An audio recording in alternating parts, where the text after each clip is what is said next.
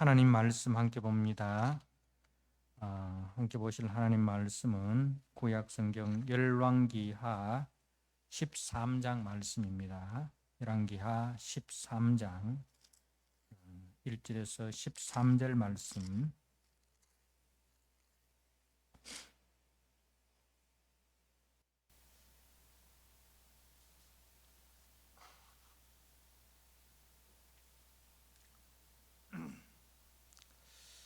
열왕기하 13장 1절에서 13절 말씀을 봉독드립니다. 유다의 왕 아하시아의 아들 요아스의 제23년에 예후의 아들 여호아하스가 사마리아에서 이스라엘 왕이 되어 17년간 다스리며 여호와 보시기에 악을 행하여 이스라엘에게 범죄하게 한 느밧의 아들 여로보암의 죄를 따라가고 거기서 떠나지 아니하였으므로 여호와께서 이스라엘에게 노하사 늘 아람 왕 하사엘의 손과 그의 아들 벤하닷의 손에 넘기셨더니 아람 왕이 이스라엘을 학대함으로 여호아하스가 여호와께 간구하매 여호와께서 들으셨으니 이는 그들이 학대받음을 보셨음이라. 여호와께서 이에 구원자를 이스라엘에게 주심에 이스라엘 자손이 아람 사람의 손에서 벗어나 전과 같이 자기 장막에 가하였으나 그들이 이스라엘에게 범죄하게 한 여로보암 집의 죄를 떠나지 아니하고 그 안에서 따라 행하며 또 사마리아의 아스라 목상을 그냥 두었더라.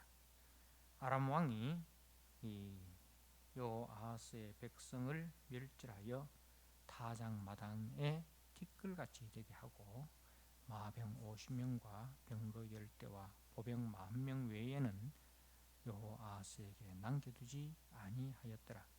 여호아하스의 남은 사적과 행한 모든 일과 그의 업적은 이스라엘 왕 역대지략에 기록되지 아니하였느냐. 여호아하스가 그의 조상들과 함께 잠에 사마리아에 장사되고 그 아들 요아스가 대신하여 왕이 되니라. 유다의 왕 요아스의 제37년에 여호아하스의 아들 요아스가 사마리아에서 이스라엘 왕이 되어 16년간 다스리며 여호와께서 보시기에 악을 행하여 이스라엘에게 범죄하게 한 느밧의 아들 여로보암의 모든 죄에서 떠나지 아니하고 그 가운데에 행하였더라. 요아스의 남은 사적과 행한 모든 일과 유다 왕 아마샤와 싸운 그의 업적은 이스라엘 왕 역대지략에 기록되지 아니하였느냐. 요아스가 그의 조상들과 함께 잠에 이스라엘 왕들과 함께 사마리아에 장사되고 여로보암이 그 자리에 앉으니라. 아멘. 오늘은 이제 북쪽 이스라엘의 그 두 왕, 아버지 여호아하스와 그 아들 요아스 왕에 대하여 잠시 살펴보고자 합니다.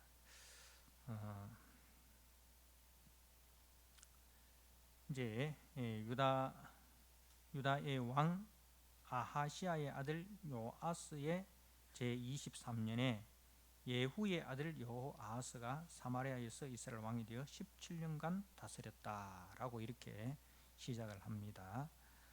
그런데 그 여호아하스에 대하여 성경의 평가는 2절에 여호와 보시기에 악을 행하여 이스라엘에게 범죄하게 한 느밧의 아들 여로보암의 죄를 따라가고 거기서 떠나지 아니하였다라고 이렇게 이 여호아하스에 대한 그 성경의 평가가 이러합니다.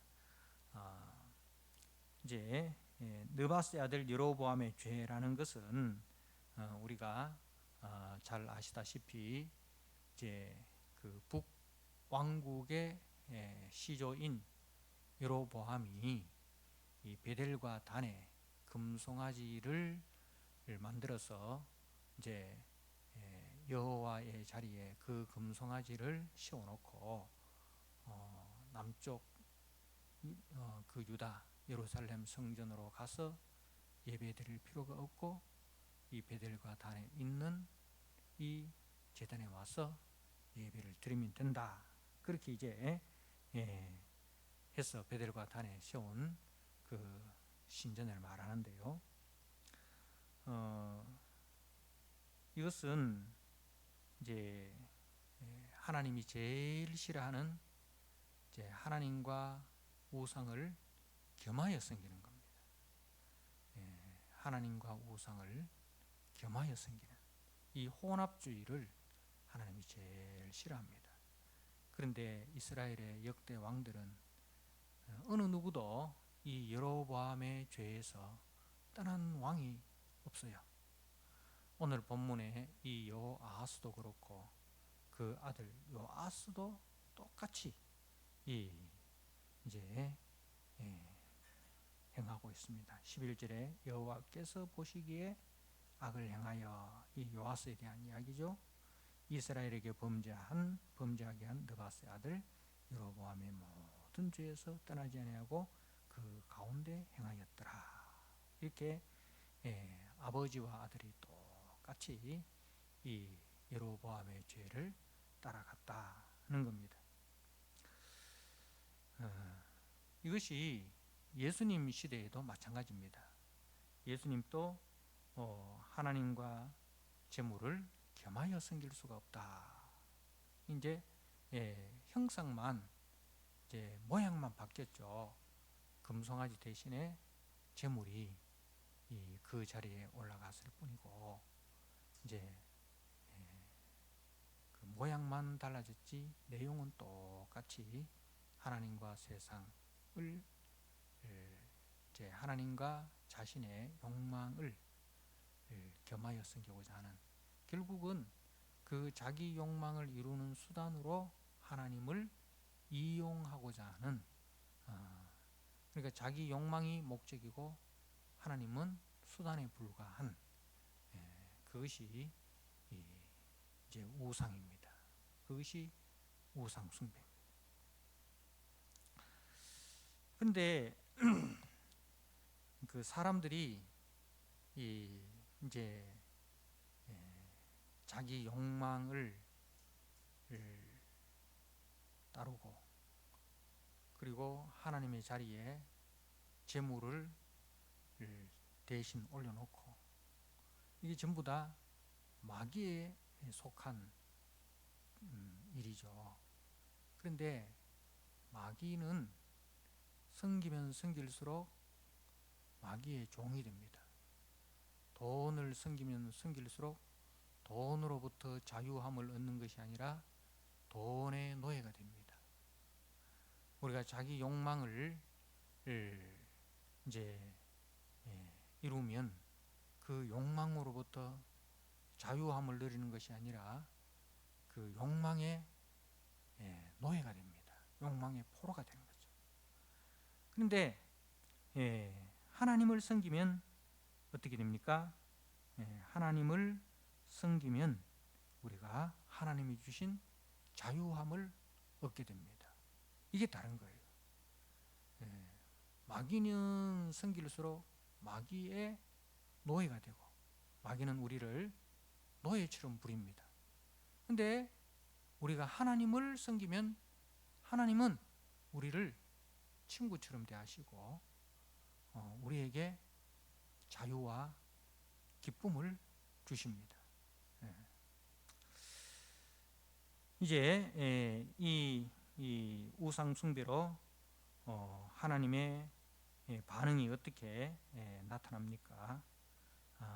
3절에 여호와께서 이스라엘에게 노하사, 3절 말씀에 보면 여호와께서 이스라엘에게 노하사, 진노하사, 그죠? 그래서 늘 아람 왕 하사엘의 손과 그의 아들 베나닷의 손에 넘기셨다. 그래서 이 노하사, 진노하셔서 하나님께서 그 아람 왕 하사엘과 베나닷을 들어 이제 이들을 징계하시는 겁니다. 그런데 이 노하심은 하나님의 질투입니다. 질투. 여호와 하나님은 질투하는 하나님이라. 이 질투하여 노를 발하기까지 사랑하신다는 겁니다. 이 진노라는 것이. 자, 우리가 신명기 32장 16절 말씀을 한번 보시기 바랍니다. 신명기 32장 16절 말씀.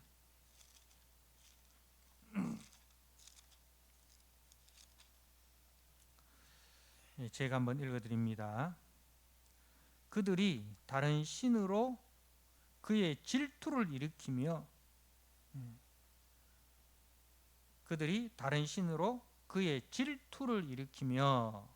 가증한 것으로 그의 진노를 격발하였도다. 그러니까 우상 숭배를 하면 하나님께서 질투하시는 거예요. 질투를 일으켜 가증한 것으로 그의 진노를 격발하였도다. 이 질투와 진노가 같이 나타나는 것을 봅니다. 그러니까 하나님의 노하심은 뭐냐면은 하나님이 질투하기까지 사랑하신다는 거죠. 하나님의 징계는 하나님의 사랑에서 비롯되는 거예요. 관심이 없으면, 사랑이 없으면 아무 일도 일어나지 않습니다. 그래서 야고보서 말씀에 징계가 없으면 사생하라고 했죠. 징계가 없으면 사생하다. 자, 그래서 이제 4절에 아람 왕이 이스라엘을 학대함으로 여호아하스가 여호와께 간구하매 여호와께서 들으셨으니 이는 그들이 학대받음을 보셨습니다. 자, 이제 이스라엘이 이 학대를 당함으로 여호아하스가 하나님께 간구합니다. 이 학대로부터 우리를 구원하여 주옵소서. 그런데 하나님께서 들으셨어요. 이는 그들이 학대받음을 보셨습니다. 들으시고 보내십니다. 그러니까 이 구조가 우리가 출애굽기에 보면 이제 이스라엘 백성들이 바로의 노예가 되어가지고 그 바로로부터 엄청난 학대를 당합니다. 그죠? 그럴 때 저들이 하나님께 부르짖습니다.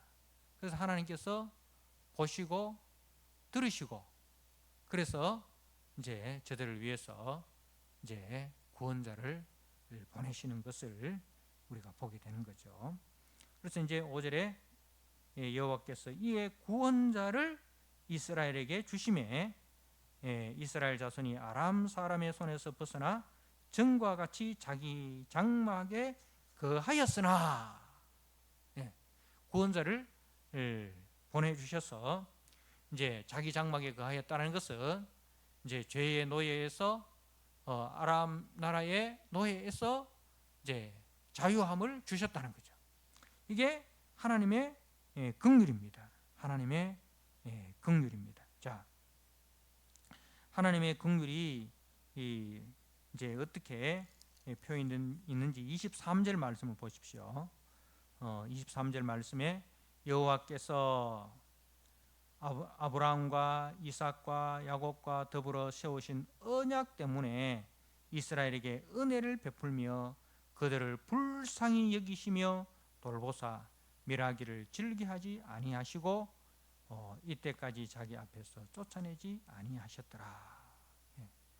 언약 때문에 은혜를 베풀고 불쌍히 여기고 돌보시고 멸하기를 즐겨하지 아니하셨다. 이 하나님의 이 긍휼입니다. 하나님의 긍휼. 그래서 이 범죄한 한 번도 하나님의 마음을 시원케 한 적이 없는, 끊임없이 이 하나님이 싫어하는 여로보암의 죄를 따라가는 그 북이스라엘에도 하나님은 긍휼을 베푸시기를 이제 기뻐하시는 거죠. 이처럼 범죄하고 타락한 자기 백성들에 대한 하나님의 긍휼이 불타오르는 거죠. 그래서 이제 구원자를 보내가지고 아람의 손에서 벗어나 자기 장막에 가는 은혜를 베풀어 주셨는데 근데 6절 말씀에 그들이 이스라엘에게 범죄한 여로보암 집의 죄에서 떠나지 아니하고 그 안에서 따라 행하며 또 사마리아의 아세라 목상을 그냥 두었더라. 그러니까 잠시 회개하는 척 하였죠. 근데 다시 어떻게 합니까? 옛날로 돌아가 버리는 거예요. 다시 옛날 모습으로 돌아가 버립니다.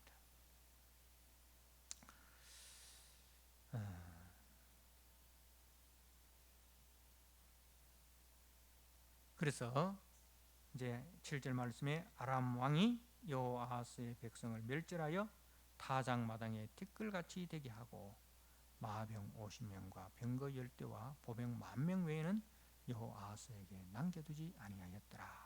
그러니까 이제 아람 나라가 이 북이스라엘이 반란을 일으키지 못할 정도만 이제 최소한의 군대만 남겨두었다는 겁니다.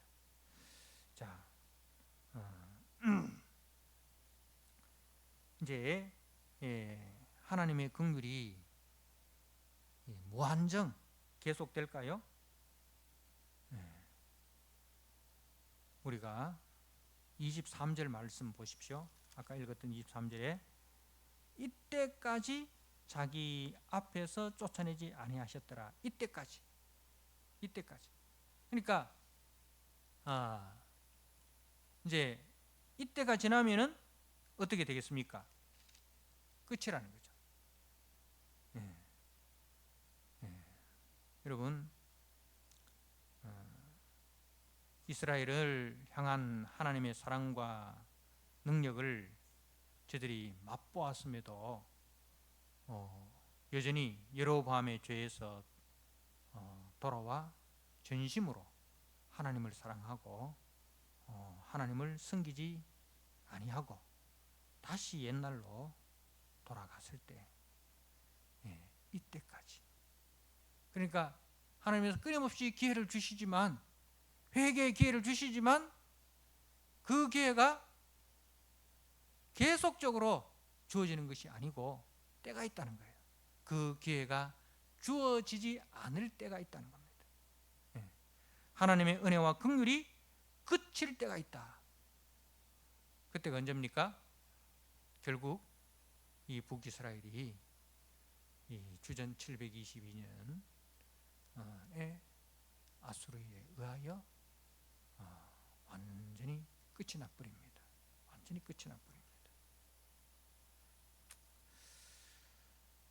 사랑하는 성도 여러분, 우리는 하나님이 어떤 분인지를 잘 아셔야 됩니다. 하나님은 우리를 사랑하시는 분이시죠. 그래서 우리의 범죄에도 불구하고 우리를 돌보시는 긍휼이 많으신 분이십니다. 그런데 그 긍휼이 무한정 계속되는 것이 아니라 이제 그 끝이 있다는 사실을 꼭 기억을 하셔야 됩니다.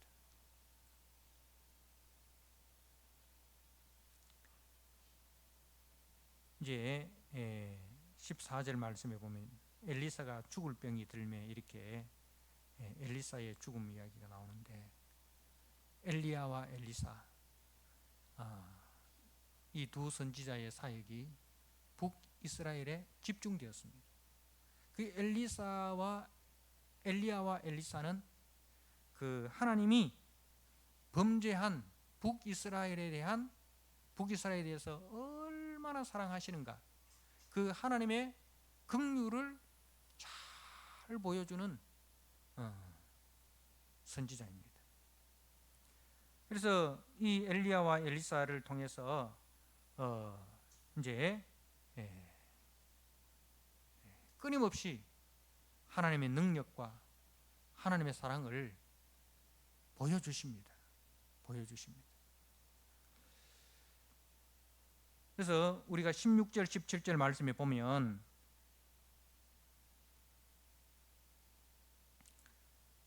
또 이스라엘 왕에게 이르되 왕의 손으로 활을 잡으소서 하매 그가 손으로 잡으니 엘리사가 자기 손을 왕의 손 위에 얹고 이르되 동쪽 창을 여소서 하여 곧 열매 엘리사가 이르되 쏘소서 하는지라 곧 쏘매 엘리사가 이르되 이는 여호와를 위한 구원의 화살 곧 아람에 대한 구원의 화살이니 왕이 아람 사람을 멸절하도록 아벡에서 치리다 하니라. 이렇게 하나님은 이제 자기 선지자를 통해서 이제 자기 백성들에게 은혜를 베푸시고 그리고 자기 백성을 괴롭히는 이 아람에 대해서는 멸절하기까지 그죠? 그렇게 이제 대하십니다. 죽어가는 병들어 죽어가는 이 엘리사를 통해서 그 죽는 그 순간까지 엘리사가 죽는 그 순간까지 그죠? 하나님은 자기 백성들에 대해서 긍휼 베푸시기를 원하시는 것을 우리가 볼 수가 있습니다. 그것뿐입니까? 21절 말씀을 보십시오. 21절에 마침 사람을 장사하는 자들이 그 도적대를 보고 그의 시체를 엘리사의 묘실에 들이던지매 시체가 엘리사의 뼈에 닿자 곧 회생하여 일어섰더라. 그러니까 죽은 엘리사의 뼈까지도 사용하여서 긍휼을 베푸시는 거예요. 죽은 그 엘리사의 뼈까지도 사용하셔서 긍휼을 베푸시는 하나님입니다. 하나님의 마음을 아시겠죠. 자, 그런데 이제 이 여호아하스가 죽고 이제 그 아들 요아스가 왕이 되었는데 부전자전이죠. 여호아하스 17년, 요아스 16년, 이 33년 동안 하나님께서는 회개할 기회를 주셨습니다. 그런데 결국은 뭡니까? 11절에 여호와 보시기에 악을 행하여 이스라엘에게 범죄하게 한 느바스의 아들 여로보암의 모든 죄에서 떠나지 아니하고 그 가운데 행하였더라.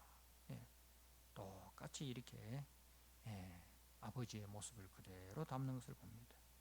그러니까 그 33년의 세월 동안 하나님은 여러 번 하나님의 능력을 베푸시고 하나님의 은혜를 베푸셔서 저들에게 돌아올 수 있는 기회를 주셨음에도 불구하고 온전한 회개는 없었다는 것입니다. 그러니까 시간이 모자라서가 아니라 기회가 없어서가 아니라 이제 뭐가 없는 거예요? 하나님에 대한 사랑이 없는 거예요. 하나님에 대한 사랑이 없는 겁니다. 여러분 하나님이 주신 날들을 헛으로 보내시지 마십시오. 회개하고 하나님을 제대로 섬겨야 됩니다. 회개란 무엇입니까? 회개란 자신의 정체성과 자신의 사명을 깨닫고 거기에 충성하는 것이 회개입니다. 회개는 하나님 잘못했습니다 라고 그치는 게 아니에요. 하나님 용서해 주세요 라고 그치는 게 아니고 하나님께서 나를 부르신 그 이유와 목적에 충성하는 것, 그게 회개예요. 하나님이 자기 아들을 대속제물로 내어주셔서 나를 하나님의 자녀 삼으셨습니다. 그래서 하나님의 자녀의 모습을 누가 보여주었어요? 진짜 하나님의 자녀의 모습을 예수님이 보여주셨어요. 하나님의 아들이신 예수님이 이 땅에 오셔서 하나님의 자녀가 어떻게 하나님을 섬기고 하나님의 뜻에 순종해야 되는지를 그 하나님의 독생자이신 예수님이 우리에게 보여주셨어요. 우리도 똑같이 예수님처럼 하나님의 자녀 아닙니까? 하나님의 자녀예요. 그러면 그 예수님을 통해서 하나님 아버지는 이렇게 섬겨야 되고 하나님의 말씀에 우리는 이렇게 순종해야 되는구나. 예수님을 통해서 우리는 본 거예요. 예수님을 통해서 본 거예요. 그럼 회개라는 것은 뭐예요? 우리가 예수님께로 돌아가는 거예요. 누구든지 너희 안에 이 마음을 품으라. 곧 그리스도 예수의 마음이니 예수의 마음으로 돌아가는 것이 회개입니다. 예수의 마음으로 돌아가는 것이 회개입니다. 예수님의 마음으로 돌아가지 않는 회개는 진정한 회개가 아니에요.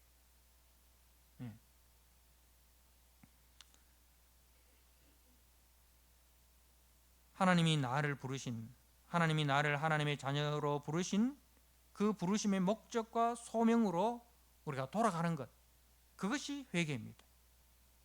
그런데 이스라엘은 자신을 부르신 그 하나님의 목적에 충실하지 못하였습니다. 거기에 대해서는 무관심하고 오로지 세상 물질과 세상 영광을 추구하고 그것을 위해서 하나님을 이용하였을 뿐입니다. 하나님은 저들을 돌이키기 위해서 여러 번 징계하셨습니다. 그러나 그 징계를 통해서도 끝까지 온전하게 돌아오지 않을 때는 어떻게 하십니까? 무서운 하나님의 진노의 심판이 임한다는 것을 우리에게 보여주고 있습니다. 그래서 우리가 오늘 이 말씀을 통해서 이 여호아하스와 이 요아스 두 왕의 모습을 보면서 내 속에는 이렇게 하나님과 세상을 겸하여 섬기고자 하는 마음이 없는가? 나는 정말 온전한 회개로 하나님께로 돌아가고 있는가? 말씀을 자신에게 비추어서 적용하셔서 일시적인 회개가 아니라 온전한 회개로 하나님께로 돌아가시는, 그래서 나를 통해서 정말 이 땅에 오신 예수 그리스도의 모습이 이 땅에 심겨지는 그런 은혜가 있으시길 주님의 이름으로 부탁드립니다.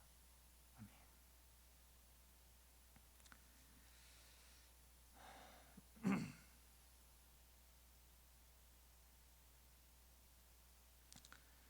하나님 아버지, 요아스 왕의 모습이 저들의 모습이 아니라 오늘 나의 모습인 것을 고백합니다. 하나님께서 끊임없는 은혜와 긍휼을 베푸시고 우리를 불쌍히 여기셔서 우리가 간구할 때에 징계를 철회시키시고 은혜를 베풀어 주시는데, 그 은혜를 받고는 또다시 예전의 모습으로 반복하여 돌아가는 다람쥐 쳇바퀴 돌듯이 이 세상과 짝하고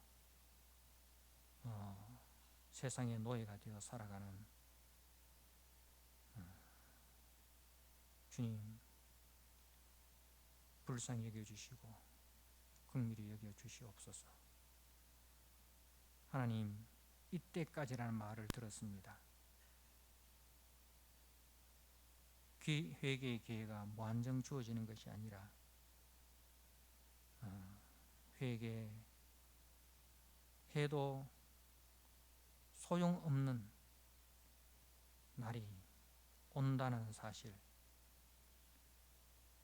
알게 하여 주옵소서. 구원의 문이 닫힌 후에는 아무리 두드려도 소용이 없다는 사실을 꼭 깨닫게 하여 주시고, 지금은 은혜의 날이고 지금은 구원의 날인데 이 기회를 헛되이 버리지 않게 하시고 이 기회를 잘 선용하는 우리 성도들이 되게 하여 주옵소서. 예수님 귀하신 이름으로 기도드리옵나이다. 아멘.